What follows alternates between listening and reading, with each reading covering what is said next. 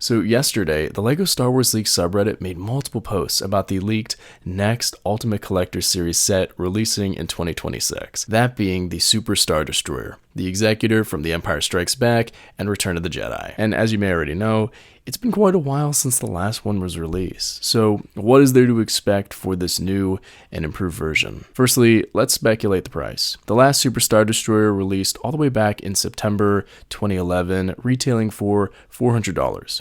Which is about $570 in today's money for 3,152 pieces. And given today's current economy and LEGO's prices, gosh, this is definitely going to be a pricey one. Bare minimum, the price has to be at least $650, which does honestly seem likely given that we only have the Venator at that price currently. That'd make it so the Super Star Destroyer can get that price bump for LEGO's business, but also give it some wiggle room for improving the design. The other price could be $850, which honestly seems more likely, being priced the same as the Millennium Falcon, with some major improvements over the previous Super Star Destroyer design. If I were a betting man, given the current LEGO prices and how many more improvements the company could make on their previous design of the ship with a larger price tag, I'd probably put it at $850, which I know, yikes, these prices are getting up there. But after looking at this model on Rebrickable, which has a little more than 7,000 pieces,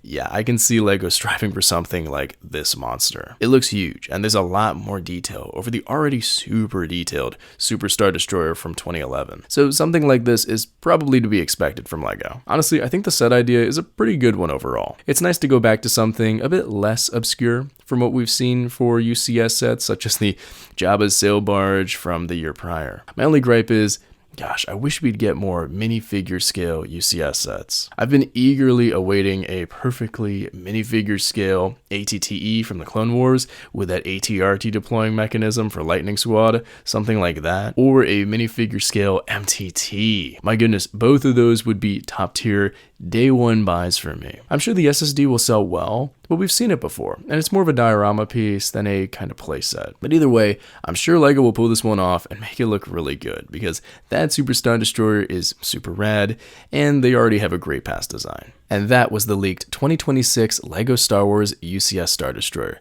Let me know your thoughts on this set, and be sure to subscribe. Peace.